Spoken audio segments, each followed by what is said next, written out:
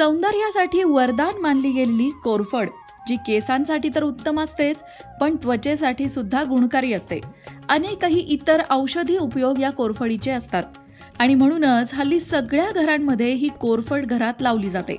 गॅलरीच्या कुंडीमध्ये किंवा अंगणामध्ये कोरफड लावण्याची पद्धत आता सगळीकडेच रुळली आहे. पण ही कोरफड घरात लावणं वास्तुशास्त्रानुसार चांगलं असतं की नाही? वास्तुशास्त्रानुसार काही तोटे तर नसतात ना? फायदे असतात का? मग कोणते फायदे असतात? चला हे सगळं सविस्तर जाणून घेऊ.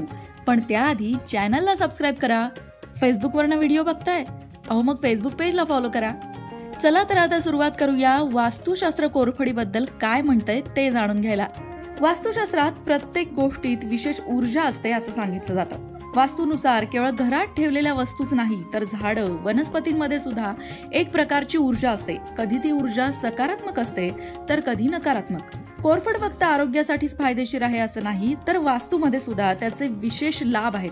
कोरफड ही एक सकारात्मक ऊर्जा प्रदान करणारी वनस्पती आहे. तसं तर काटेरी वनस्पती कुठल्याही घरात ठेवू नये असं वास्तुशास्त्र सांगतं. त्याला अपवाद मात्र कोरफड आहे, कारण कोरफड ही तुमच्या प्रगतीमध्ये येणारे अडथळे सुद्धा दूर करते. कशी? सांगते ऐका. कोरफडीशी संबंधित काही वास्तू टिप्स आहेत. त्या तुम्ही फॉलो केल्यात तर तुमच्या घरातल्या अडचणी दूर होतात. तुमच्या प्रगतीमध्ये येणाऱ्या अडचणी सुद्धा दूर होतात. घरामध्ये कोरफड लावणं वास्तूनुसार खूपच शुभ मानलं जातं. हे रोप घरामध्ये लावल्याने सौभाग्य वाढतं. घरामध्ये यश प्राप्ती हवी असेल तर कोरफड अवश्य लावावी. कोरफडीमध्ये नकारात्मक ऊर्जा खेचून घेण्याची खूप मोठी शक्ती असते. म्हणून तर जर घरात कुणाला नजर लागली असं वाटत असेल तर त्या व्यक्तीवरून 7 वेळा कोरफड फिरून ती कचऱ्यात टाकली जाते आणि याने नजर दोष जातो असं म्हणतात. आणि हे सगळं करत असताना कुठल्याही प्रकारच्या वेगळ्या मंत्राची सुद्धा आवश्यकता नसते. त्यामुळे तर हा उपाय अगदी कुणीही करू शकतं. बरं, या कोरफडीच्या रोपाला जास्त पाणी देण्याचीही गरज नसते. त्यामुळे हे झाड अगदी थोड्याशा पाण्यात आणि हवेवर जगू शकतं. म्हणूनच कोरफडीचं लहानसं रोप सुद्धा तुम्ही तुमच्या घराच्या दाराच्या चौकटीच्या वरच्या भागाला बांधलं तर घरात अशुभ शक्ती प्रवेश करत नाही, कुठलीही नकारात्मकता घरात येत नाही. त्याचबरोबर जर घरात काही वास्तुदोष असेल तर तोही निघून जातो. फक्त इतकंच नाही बरं का, पण कोरफड लक्ष्मी प्राप्तीसाठी सुद्धा उपयोगी आहे. कशी? घरामध्ये कोरफडीची लागवड केल्याने प्रेम, प्रगती, पैसा, पदोन्नती आणि प्रतिष्ठा सुद्धा वाढते. पण हे सगळं कधी मिळतं? तर हे रोप कोणत्या दिशेला लावलंय ते जाणून घ्या आधी. वास्तुशास्त्रानुसार प्रगतीसाठी पश्चिम दिशेला कोरफड लावणं उत्तम मानलं जातं. याशिवाय घराच्या आग्नेय कोपऱ्यातही कोरफड तुम्ही लावू शकता. त्यामुळे तुमच्या घरात सकारात्मक ऊर्जा वाढेल. घरातील सकारात्मक ऊर्जा वाढली की घर प्रसन्न होतं.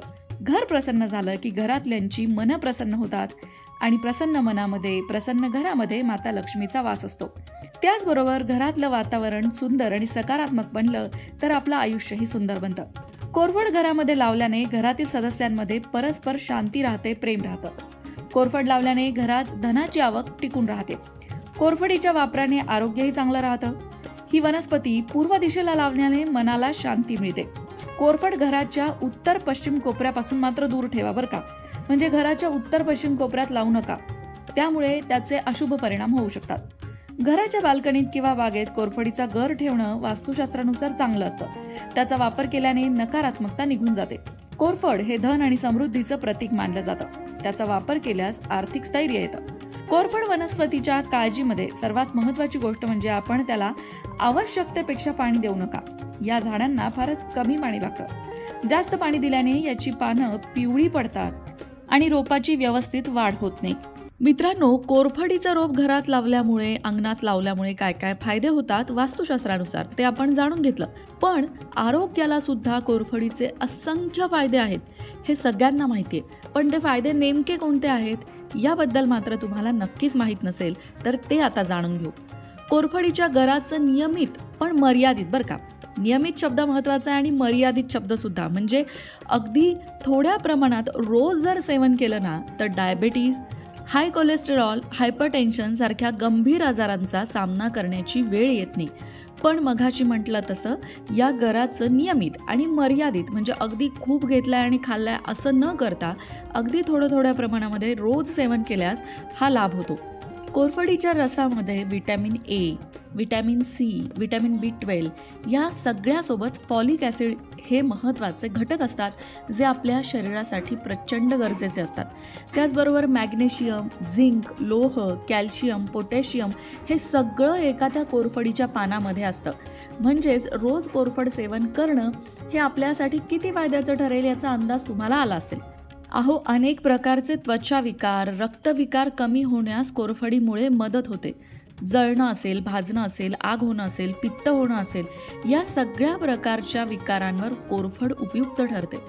तुम्हाला जर चटका बसला किंवा काहीतरी भाजलं, स्किनला रिॲक्शन आली, तर पटकन कोरफडीचं एक पान तोडायचं, त्याचा गर काढायचा आणि तो तुमच्या स्किनवर लावायचा.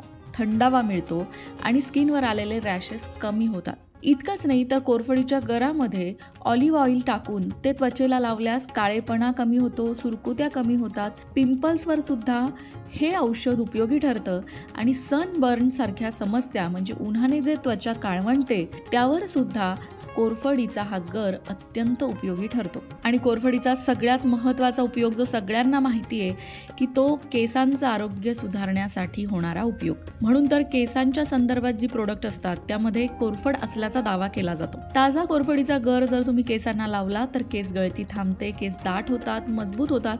फक्त या गोष्टीमध्ये नियमितता हवी, कारण आज लावलाय, 1 महिन्यानंतर लावलाय तर मात्र त्याचा तेवढा परिणाम दिसणार नाही. आठवड्यातनं कमीत कमी एकदा तरी नियमित तुम्ही कोरफडीचा गर लावत गेलात तर हळूहळू केसांचा पोत सुधारतो.